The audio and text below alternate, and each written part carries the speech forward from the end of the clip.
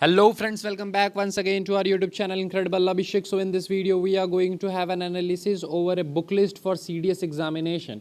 So आज हम इस वीडियो में CDS एग्जामिनेशन के लिए एक बुक लिस्ट देखने जा रहे होंगे। इस वीडियो में हम इस वीडियो को ज़्यादा कॉम्प्रिहेंसिव रखने के लिए 2-3 एलिमेंट्स पे बहुत ज़्यादा फोकस करेंगे कि CDS 2 2021 को तो फोकस करेंगे, इसलिए हम लोग आपको बुक लिस्ट बताएंगे जो रेलिवेंट बुक लिस्ट है जिन्हें आप 2 to 3 मंथ्स में कंप्लीट कर सकते हैं। ये नहीं कि मैं आपको पूरा बता दिया, नहीं। और जो स्टूडेंट्स बिगिनर्स हैं जो CDS एग्ज़ाम या CAPF एग्ज़ाम ये सारे एग्ज़ाम्स देना चाहते हैं उनके लिए भी मैं ऐड ऑन चीज़ें बताता रहूँगा ताकि वो बेसिक्स से और कॉम्प्रिहेंसिव तरह से चीज़ों को कवर कर सकें। लेकिन अगर आपको चीज़ें ज़्यादा ही कॉम्प्रिहेंसिव तरीके से कवर करने हैं तो हमारे देयर आर शेड्यूल्ड बैचेज़, हमारे कुछ बैचेज़ हैं जो इस साल शेड्यूल्ड हैं, वो आएंगे तो वो सारे फ्री ऑफ कॉस्ट रहेंगे, तो वो सारे बैचेज़ आपके लिए यूज़फुल हो सकते हैं। उससे पहले कुछ चीज़ें बताना चाहता हूँ कि CAPF का एग्ज़ाम कल आपका हुआ है 8 अगस्त को। CAPF 2021 का एग्ज़ाम हुआ है, ठीक है। उसमें पॉलिटी से ऑलमोस्ट 16-17 क्वेश्चंस आए थे, ठीक है। ऑल्दो मैंने नोट्स प्रोवाइड अभी तक आपको नहीं किए हैं तो उस पर क्लेम चीज़ें नहीं की जा सकती, बट मैंने आपको जो जो चीज़ें प्रोवाइड की हैं उससे मैं आपको थोड़ा सा बतलाना चाहता हूँ कि मैं आपको 6 क्वेश्चन को, कि अभी हम लोग जस्ट 3 to 4 डेज़ पहले ही ग्रुप चालू किया है, चैनल जो है टेलीग्राम पे, उसमें 6 क्विजेज़ हम लोगों ने डाले हैं। 6 क्विजेज़ साथ में वॉइस एक्सप्लेनेशन के साथ, सिर्फ 6 क्विजेज़ पॉलिटी के, और उसमें से एक क्विज़ जो है वो आपके एग्ज़ाम में आया है। आप CAPF में, आप हमारे ग्रुप में जाके चेक कर सकते हैं। इससे भी ज़्यादा इंपॉर्टेंट चीज़ है कि हम लोगों ने अभी तक आपको कोई भी नोट्स प्रोवाइड नहीं किया, एक्सेप्ट एक आपको 3 to 4 डेज़ पहले ही CAPF एग्ज़ाम से पहले आपको हम लोगों ने 13 पेजेस की ग्रामर की बुकलेट प्रोवाइड की थी, हैंड रिटन था। ऑल्दो हम उसको अभी तक एक बुक फॉर्मेट में या नोट्स फॉर्मेट में टाइप करवा के आपको नहीं दिए हैं, वो भी हम जल्द कर देंगे। 13 पेजेस का वो बुकलेट था, उसमें से आपके जो 5 एरर्स के क्वेश्चंस थे, 5 एरर्स के जो क्वेश्चन थे उसमें से 4 directly, I am not saying proof, आप चैनल पर जाके देख सकते हैं, S defence exams Telegram channel का नाम है, ऐसे कम्युनिटी पे इस चैनल के भी हम लोग डाल दिया है, इनक्रेडिबल अभिषेक के यूट्यूब चैनल पे कम्युनिटी पे, वो भी जाके देख सकते हैं। तो 4 क्वेश्चंस आए हैं और एक क्वेश्चन था उसमें अगर थोड़ा सा आप यूज़ करते तो हो जाता, वो बेयर प्रोपोजिशन वाला था, बट ठीक है उसे हम क्लेम नहीं कर रहे हैं। 4, इसके अलावा 10 क्वेश्चंस और आते हैं आपके, 10 क्वेश्चंस और आते हैं, वो डायरेक्ट ग्रामर पे तो नहीं होते हैं या डायरेक्ट ग्रामर पे होते हैं, बट वो सेंटेंस से रिलेटेड होता है तो उसमें एरर्स फाइंड नहीं करना होता। फिर भी अगर आपने वो 13 पेजेस को बहुत अच्छे से पढ़ा होगा तो आप 8 क्वेश्चंस, यानी मैं कहूँ 8 आउट ऑफ 9 क्वेश्चंस जो है, 8 क्वेश्चंस आप उससे सही कर सकते थे 13 पेजेस के नोट से आउट ऑफ 9। मैं 1 क्यों एलिमिनेट कर रहा हूँ, 1 क्वेश्चन जो था आपका इंट्रोगेटिव से चेंज करना था उसको एसेटिव में, that is synthesis of sentence, वो आपका सिंथेसिस ऑफ सेंटेंस का पार्ट होता है, तो वो ग्रामर में कंसीडर नहीं किया जाता, तो डेफिनेटली उसके नोट्स हम लोगों ने प्रोवाइड नहीं किए थे। बट इसके अलावा जितने भी थे 9 क्वेश्चन में से 8 क्वेश्चन आप थोड़ा सा अगर रिलेटिव नॉलेज यूज़ करते हैं तो आप कर सकते थे। एक एक्टिव वॉइस का आया था, एक पैसिव वॉइस का आया था, एक इनडायरेक्ट स्पीच का आया था। ये 3 क्वेश्चंस आप इजीली कर लेते हैं, और बाकी जो फिल इन द ब्लैंक्स और ये थे तो वो तो डायरेक्ट ही थे। जैसे एक था वाइल और बिकॉज के बीच वाला, वो डायरेक्ट एक क्वेश्चन था। इसके बाद लीव्स, उसका एक आंसर होता है, एक वर्ब का अप्रोप्रिएट वर्ब वहाँ पे आपको सेलेक्ट करना था, वो भी। तो आप देख सकते हैं कि we have not provided you anything, अभी उतना ज़्यादा कुछ प्रोवाइड नहीं किया, बट चीज़ें हो रही हैं बिकॉज एक्सपीरियंस मैटर्स मोस्ट। चीज़ें हम जो दे रहे हैं वो आपको टू दी पॉइंट दे रहे हैं, सबसे इंपॉर्टेंट चीज़ यही है कि टू दी पॉइंट दे रहे हैं।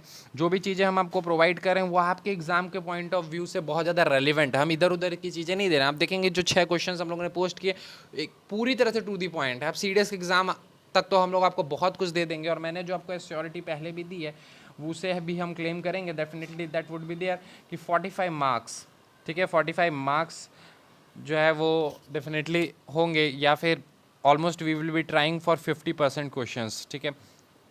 सो ये रहेगा। तो शेड्यूल्ड बैचेस कौन कौन से हैं, देखिए शेड्यूल्ड बैचेस में सबसे पहला एक इंपॉर्टेंट बैच है जो आपको सभी को पता होगा अगर आप हमारे चैनल पे जुड़े हुए हैं, तो वो है GS 365 का बैच। कौन सा बैच है? GS 365 का बैच है। सो GS 365 का बैच जो होता है वो बहुत ही ज़्यादा कॉम्प्रिहेंसिव बैच होता है अपने आप में। वो आपको जो है वो UPSC और स्टेट PCS को ध्यान रख के उसमें कंटेंट तैयार किया जाता है। ऑल्दो उस बैच को करने में, ये सभी बैचेस फ्री ऑफ कॉस्ट हैं, ये आप पहले जान लें। तो स्टेट PCS और इन सभी एग्ज़ाम्स को फोकस करके किया जाता है। ऑल्दो ये CDS और ये CAPF ये सारे एग्ज़ाम्स में यूज़फुल होते हैं। इसके अलावा GS 45 के बारे में आप जानते होंगे, जहाँ पर आपका जो GS का सिलेबस है वो 45 आवर्स में कंप्लीट कराया जाएगा। ये क्रैश कोर्स है, स्पेशली डिफेंस स्पेशल है। ये डिफेंस के जितने भी एग्जाम्स होते हैं ऑलमोस्ट, जिसमें GS सेगमेंट आता है, UPSC जिन एग्जाम्स को लेता है, for example NDA is there, CDS is there, CAPF is there, although FCAT में भी थोड़ा आपके लिए यूज़फुल हो जाएगा। बट FCAT की जो है वो हम ज़्यादा कुछ नहीं कह सकते, बिकॉज FCAT के लिए हम लोग ज़्यादा ओरिएंटेड नहीं है। हम लोग का मेन फोकस CDS, CAPF और NDA भी है। तो उसमें हम लोगों ने श्योरिटी दी आपको कि CDS 2 में डेफिनेटली आपको अच्छे क्वेश्चंस देखने के लिए मिलेंगे, ठीक है। इसके अलावा the new batch that we are announcing for the state PCS GS 100, एक 100 आवर्स का भी कोर्स हम डिज़ाइन कर रहे हैं, जो कि स्टेट PCS को ध्यान रख के बनाया जाएगा। ये BPSC पर इस बार ज़्यादा फोकस किया जाएगा इसमें, तो ये कोर्स भी आप देख सकते हैं। ये सारे कोर्सेज फ्री ऑफ कॉस्ट है, डेमो लेक्चर्स देख सकते हैं, यूज़फुल लगते हैं। अगर आपको लगते हैं कि चीज़ें जो दी जा रही हैं, कंटेंट जो प्रोवाइड किया जा रहा है वो आपको समझ आ रहा है, सबसे इंपॉर्टेंट होता है समझ आना। कंटेंट आपको कितना ही बेहतर मिले, अगर चीज़ें आपको समझ नहीं आ रही है तो फिर वो यूज़फुल नहीं होता है, तो आप उसके साथ कैरी ऑन कर सकते हैं। लेकिन एक डाउट कॉमन था कि 365 और 45 में आखिर डिफरेंस क्या हो जाता है, क्या यहाँ पर बहुत ही कम दिया जाता है और यहाँ पर क्या बहुत ही ज़्यादा दिया जाता है, उसमें डिफरेंस क्या है। देखिए सिंपल सा मैं आपको डिफरेंस देता हूँ, एक टॉपिक के थ्रू हम डिफरेंस देख लेते हैं। आप लोगों ने, मुझे उम्मीद है कि ओरिजिन ऑफ एटमॉस्फेयर पढ़ा होगा, ठीक है, ओरिजिन ऑफ एटमॉस्फेयर पढ़ा होगा। तो जब हम ओरिजिन ऑफ एटमॉस्फेयर पढ़ते हैं तो आप देखेंगे कि CDS में भी से I think last 2 to 3 years में एक क्वेश्चन आ चुका है, और CSE में तो आया ही है। ये क्वेश्चन सिर्फ एक ही जगह से वहीं से आता है, इसके अलावा नहीं आता है।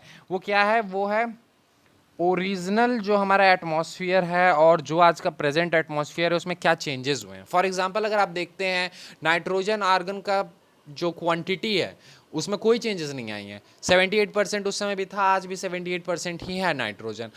आर्गन जो 0.9% था, आज भी 0.9% ही है। चेंजेस कहाँ आए हैं? चेंजेस सर O2 में आए हैं। O2 में आपको चेंजेस देखने के लिए मिलेंगे। O2 का लेवल उस समय ओरिजिनल बहुत कम था, उसके बाद O2 का लेवल क्या हुआ है, बढ़ गया है। इसके अलावा अगर आप देखेंगे मीथेन जो उस समय 2 to 4% था एटमॉस्फेयर का, वो आज के डेट में आपको देखने के लिए मिलता है कि वो नेग्लिजिबल है, यानी कि वो एग्जिस्ट ही नहीं करता। इस तरह से एक मैं आपको चार्ट जो है, एक टेबल फॉर्मेट में मैं आपको दूंगा चीज़ें, जिसको मुझे एक्सप्लेन करने में ऑलमोस्ट 5 to 6 मिनट और 10 मिनट्स एट मोस्ट लगेगा, जहाँ पे मैं एक्सप्लेन कर दूंगा। बट वही इन्हीं चीज़ को, यानी कि जो ओरिजिन ऑफ एटमॉस्फेयर है, उसे ही मुझे क्लियर करने में आपको 2.5 आवर्स लगते हैं GS 365 में। द रीज़न इज़ दैट वहाँ पर मैं आपको क्या क्या करवाऊँगा ओरिजिन ऑफ एटमॉस्फेयर में, वो ये है, सबसे पहले तो हमें ये समझना होगा कि ओरिजिन ऑफ एटमॉस्फेयर जो है वो हुआ कैसे। इसके लिए दो फेमस थ्योरीज कह सकते हैं, एक्सप्लेनेशन कह सकते हैं, वो है, एक है गैसियस कोरोना का और एक है गैसियस डिस्चार्ज का। ये दोनों ही थ्योरी हैं, but gaseous corona is more scientific theory, whereas the gaseous discharge is most authentic और मोस्ट एक्सेप्टेबल थ्योरी। ज़्यादा एक्सेप्ट किया जाता है गैसियस डिस्चार्ज को। तो इन दोनों थ्योरी के बीच में बेसिक डिफरेंस क्या है, किस तरह से जो है वो एटमॉस्फेयर का फॉर्मेशन हुआ है, किस तरह से उसका ओरिजिन हुआ है, वो हम देखेंगे। किस तरह से गैसियस डिस्चार्ज कहता है कि जो एटमॉस्फेयर का फॉर्मेशन है वो गैसियस फेज में जब अर्थ था तब हुआ है, लेकिन जो गैसियस डिस्चार्ज है वो कहता है कि जब लिक्विड फॉर्म में था तो हुआ है। यानी कि एक कहता है कि 4.2 बिलियन ईयर्स अगो पहले हुआ है, एक कहता है 3.9 बिलियन ईयर्स अगो पहले हुआ है। तो कौन ज़्यादा ऑथेंटिक है, कैसे चीज़ें वहाँ पे एक्सप्लेन की गई हैं, वो हम देखते हैं।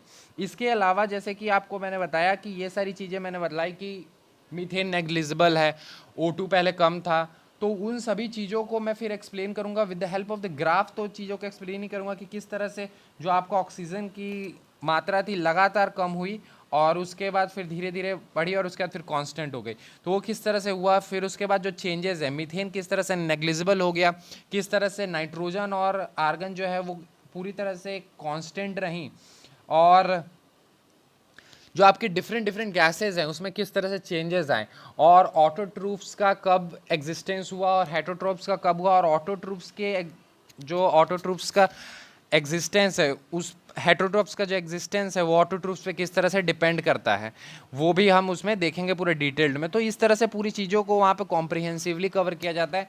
इसी कारण से ऑल दो क्वेश्चन जितने आने वाले होंगे वो 45 आवर्स वाले में ही कवर किए जाएंगे पूरे तरीके से, वो थोड़ा सा कॉम्प्रिहेंसिव हो जाएगा। ठीक है, ये एक छोटा सा इन्फॉर्मेशन था, ऑल तो छोटा नहीं था, रीज़न है कि थोड़ा सा टाइम लग गया, बट ओके। अब हम थोड़ा सा बुक लिस्ट के बारे में देख लेते हैं। ठीक है, द इम्पॉर्टेंट जो एस्पेक्ट हम इस वीडियो में डिस्कस कर रहे हैं वो बुक लिस्ट का है। तो बुक लिस्ट का देख लेते, सबसे पहले हम ज्योग्राफी से ही स्टार्ट करते हैं सर। तो ज्योग्राफी में अगर आप देखेंगे तो ज्योग्राफी में आपको देखने के लिए मिलता है कि ज्योग्राफी में अगर आप CDS 2 2021 की बात करते हैं तो आपके पास 2 to 3 मंथ्स का और 3 मंथ्स का टाइम है। तो अगर ज्योग्राफी में आपको करना है तो डेफिनेटली आपको 11th और 12th की 2 बुक आती हैं, दोनों की 2-2 बुक, यानी टोटल 4 बुक हो गई। एक है आपका फिजिकल ज्योग्राफी का बुक है, एक इंडियन ज्योग्राफी का, ये दोनों 11th के अंदर आती हैं। और एक 2 बुक आपकी आती हैं 12th में, एक है ह्यूमन ज्योग्राफी की, एक है इंडिया पीपल एंड इकोनॉमी। ये 4 बुक आप जरूर करेंगे। इस बार भी अगर आप देखे होंगे CABF का पेपर तो डेफिनेटली क्वेश्चंस थे यहाँ पर। ठीक है, ये बुक करेंगे। इसके अलावा 6 to 10th की जो बुक है वो बिगनर्स के लिए है, इससे भी क्वेश्चंस आते हैं बट ज़्यादा नहीं आते हैं, और आप पूरे बुक को कवर नहीं कर सकते in the short of span of time में। तो इसीलिए जो बिगनर्स हैं वो 6 से स्टार्ट करेंगे, धीरे धीरे बढ़ेंगे और चीज़ों को कंप्लीट करेंगे। ठीक है, अब इसके बाद हम देख लेते हैं पॉलिटी में। तो देखिए, पॉलिटी में अगर आपने पहले से लक्ष्मीकांत पढ़ा है तो डेफिनेटली मैं रिकमेंड वही करूँगा, बट लक्ष्मीकांत जो बुक है वो आप बिगनर्स के लिए हो जाएगी। और जो अभी बिल्कुल ही पॉलिटी नहीं पढ़े हैं तो अगर हमारा लेक्चर आ जाता है, जो कि हम पूरी होपफुली कोशिश करेंगे, बट आप किसी भी इंस्टीट्यूट के नोट्स ले सकते हैं, जो शॉर्ट नोट्स आते हैं 100-200 पेजेस के आते हैं, वो ज़्यादा यूज़फुल रहेंगे। या फिर अगर आपको लक्ष्मीकांत से ही पढ़ना है तो जो इंपॉर्टेंट चैप्टर्स हैं, जो मैं आपको एक वीडियो में बतला दूंगा, और वो चैप्टर्स आप डील कर सकते हैं। जैसे fundamental right is being there, DPSP is being there, इसके अलावा DPSP के अलावा जो है आपका फंडामेंटल ड्यूटीज़ है, प्रेसिडेंट वाला चैप्टर है, पार्लियामेंट वाला है। पार्लियामेंट में स्पेसिफिकली जो लोकसभा का सेगमेंट में स्पीकर वाला होता है वो ज़्यादा थोड़ा इंपॉर्टेंट हो गया है इस टाइम पे। एक रीट्स आप देख लेंगे फंडामेंटल राइट में, उससे क्वेश्चंस लगातार CDS में बन रहे हैं। ठीक है, ये सारे जो एस्पेक्ट्स हैं वो आपको डील करने पड़ेंगे पॉलिटी सेगमेंट में। इसके अलावा अगर हम देखते हैं तो हिस्ट्री को आप नेगलेक्ट बिल्कुल ना करें, और हिस्ट्री के लिए थीम्स आप बिल्कुल पढ़ के जाएँ, बिकॉज थीम्स का अपना एक बहुत ही इंपॉर्टेंट रेलिवेंस है। तो थीम्स की जो तीनों बुक हैं 1 2 3 वो तीनों ही करें। अगर आप तीनों नहीं कर सकते हैं क्योंकि थोड़ा डिफिकल्ट होता है तो 1 और 2 कम से कम करके जाएं, बिकॉज क्वेश्चंस वहाँ से आपको देखने के लिए मिलेंगे। इसके अलावा जो बिगिनर्स हैं वो इसके अलावा क्या कर सकते हैं, कोई भी जो है एंशिएंट, मिडाइवल और मॉडर्न के लिए, तीनों के लिए मैं बोल रहा हूँ डेफिनेटली। आप ये भी मत सोचिए कि सिर्फ मॉडर्न के लिए स्पेक्ट्रम कर लेंगे तो हो जाएगा, डेफिनेटली आप मॉडर्न के लिए स्पेक्ट्रम करते हैं तो अच्छा है।